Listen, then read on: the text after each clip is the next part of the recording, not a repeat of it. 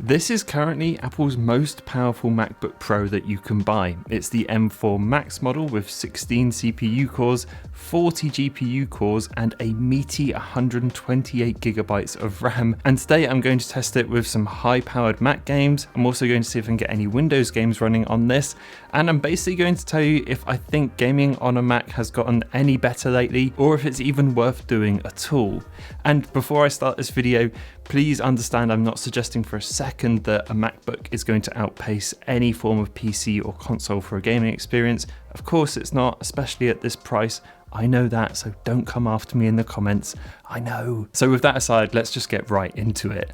Let's talk gaming chops first, because this MacBook actually does have it. Like I said, it is the M4 Max maxed out, so there's plenty of power in here, but that chip also supports hardware accelerated ray tracing, and you're getting the Metal FX upscaling as well, which uses a little bit of AI to make things look better. Not to mention, the screen is the full 120Hz, so you can get some nice high refresh rate gaming if you're using the MacBook alone too. Taking a look online as well, the M4 Max chip basically matches up to the power of an RTX 4070 GPU from Nvidia, so that's kind of the sort of power levels we're dealing with. But actually all of Apple's Macs, even the base M4 chip, have really decent gaming performance as well. But of course, that's all specs. The proof is in the pudding, so let's dive into some macOS native games. Alright, let's start off easy with a game I've been absolutely loving lately and playing so much, and that's Hades 2. And this defaults to the max settings, and I was running on the highest resolution I possibly can on the MacBook, and it runs beautifully on this Mac, and it retains 120 FPS across the board with basically no dips at all. In fact, most of the time it's way over that. And this is the first time actually that I've played a game with a 120Hz refresh rate screen, and the game is keeping up with it. And I get it now. I can see why people love this so much. It feels so responsive, it looks so good, and it's just an absolute pleasure to play. I've got to say, if you haven't played Hades 2 or the first one, do yourself a favour and go out and buy it, because it's just so good. But yeah, I know this is a low-powered game, but yeah, my gosh, it looks fantastic on this MacBook. Okay, slowly going up the scale now, I went for BioShock 2 Remastered, which I know is an old game, but when I was playing it on my Xbox 360 back in the day, I remember thinking that this looked fantastic. And actually, it still does. It runs beautifully on the Mac again, but it seems to be capped at 60 FPS, and this doesn't dip at all. I've got it maxed out on all the settings, and the highest resolution possible. But it's obviously being limited to 60 FPS. I can't find any kind of toggles on there, but if it could, I have no doubt this could easily reach 120 or higher. But yeah, this is a beautiful looking game, and despite its age, still looks great to this day. For both of those titles, actually, the Mac fan didn't even switch on, so I could play these games in basically complete silence, which was really nice as well. Okay, moving to some very modern, very high powered games now. We're moving over to Lies of P, and this will actually be my third playthrough. This is another game that I really loved, but this ran really nicely as well. I jumped this up to 4K straight away, and it defaults to high settings across the board. And this runs at a solid 60 frames per second. There are a few dips here and there, but it never seems to go below kind of 55 or 50 kind of area. And the graphics on it are really, really nice, especially running at this full kind of 4K resolution, or the full resolution of the MacBook Pro screen.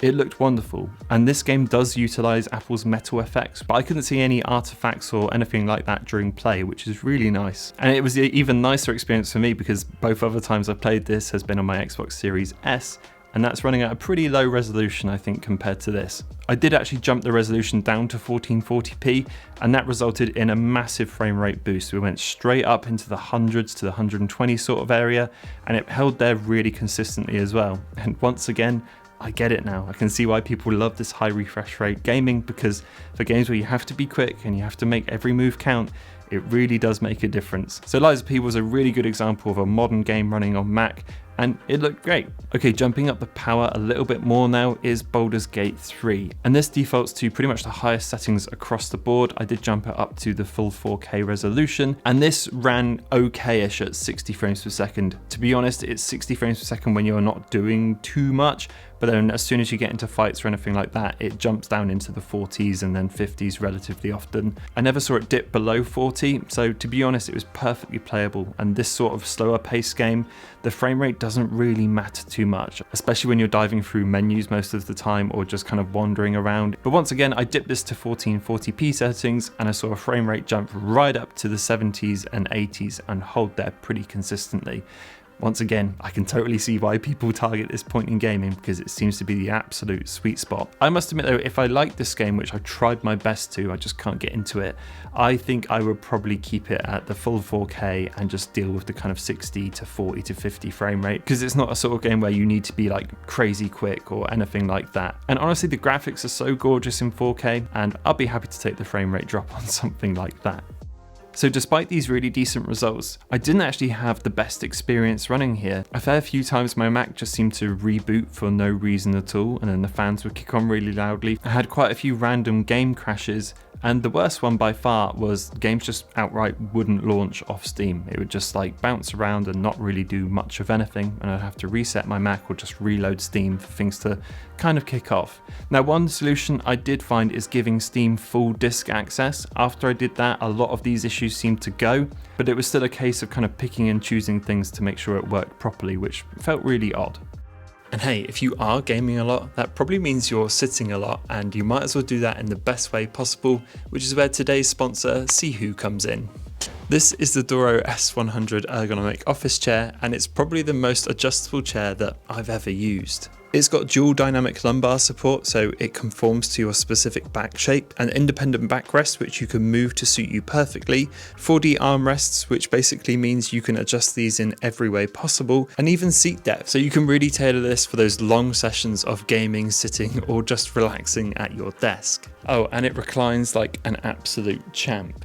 It's a surprisingly big chair as well. Sihoo has upgraded the seat so it's larger, making it way nicer to sit on than before, and it's just built really nicely. Everything feels sturdy, but not at the cost of keeping things comfortable. I have to admit as well, I'm a fan of the mesh fabric they've used instead of a standard cushion. It kind of feels like I'm sitting on a hammock or something. It's really nice. So if you do fancy checking out the Doro S100, follow the link in the description below. So if the video did for some reason stop here and those were the only games you wanted to play, I'd be like, sure, get a Mac for gaming, why not? But sadly, it doesn't. Let's face it, those are kind of some outlier games at best, and to really test the Mac, I had to move over to trying to get PC games to run on it, and for that I was using an app called Crossfire. Crossover lets you install any Windows app on a Mac, including things like game launchers like Steam and the Epic Games Store, and I've got a bunch of high-powered Windows games on here that I really wanted to check out. First up, I wanted to install Cyberpunk because that seems to be the kind of graphics benchmark for gaming nowadays. But unfortunately, after downloading all these things and following a few online tutorials, I just couldn't get this to boot at all.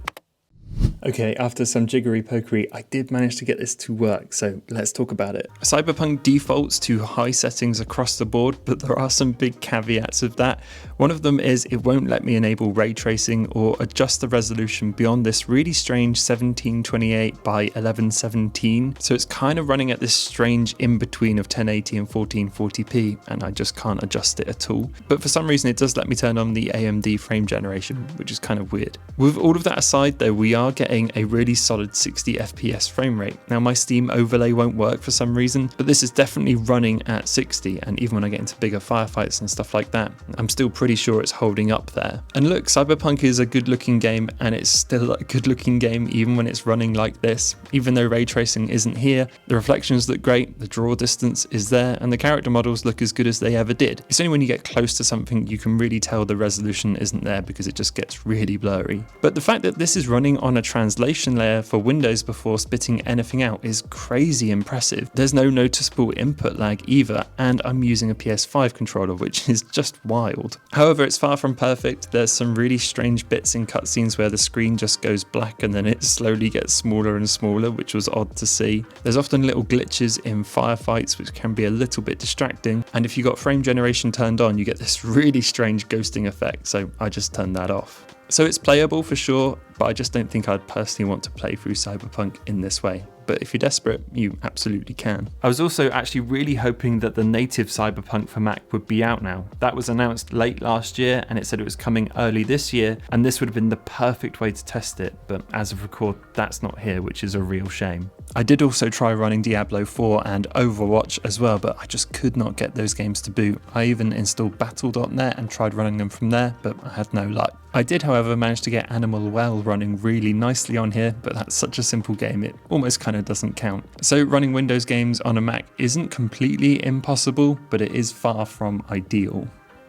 So on the surface level, gaming on a Mac actually kind of seems okay. There's, thousands and thousands and thousands of games in the Steam store, and the Mac App Store has also got a load of games in there as well. But the problem is, it's not the games that people want to play. Fortnite is missing, Call of Duty is missing, Diablo 4 is missing, Overwatch is missing. All the kind of competitive big titles that people love to play on PC just aren't here. And games really do make the difference. Apple can make these laptops as powerful as they like in terms of gaming specs, but if the games aren't here, then people aren't going to go here. Liza P and Baldur's Gate 3 are really clear examples that these Macs can handle modern day titles, but Apple just needs to convince developers that it's worth bringing your games to the Mac. And they've made some good steps with this. There's the game porting toolkit, which loads of people have used to completely bring a game from Windows over to Mac in the easiest way possible. And that leads me to a slightly bigger issue, is that the Apple ecosystem isn't particularly well suited to gamers, and in a way, all of their computers feel a little bit anti-gaming. When it comes to PC use, gamers really appreciate being able to update the graphics card or to jump in a new processor or something like that. And also, I've got to mention that the App Store is really a horrible place to buy and discover games. There doesn't seem to be great discoverability, and it just seems to show off the ones that they showed in keynotes and things like that. And it's never massively clear if the game was designed for your iPad or iPhone or the Mac. It would be really nice to have a dedicated app for launching games and discovering them on the Mac, like their own version of Steam or an Apple Games launcher, which is all tied in with Arcade or something like that, so it can have its own space to run, rather than just being this small section in the App Store.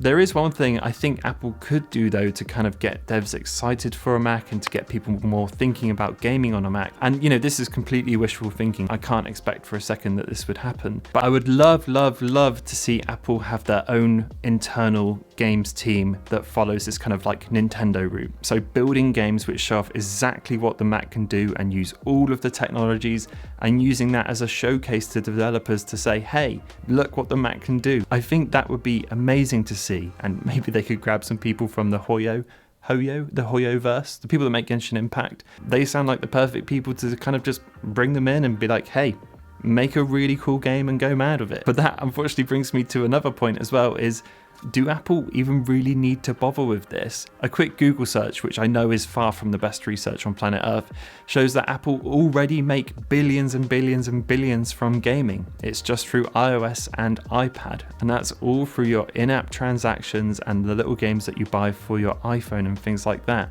So when it comes to gaming revenue, Apple are already doing incredibly well. So it makes you wonder, is it really worth them kind of spending all this money and getting all the people involved in Mac gaming when they're already absolutely killing it with the iPhone?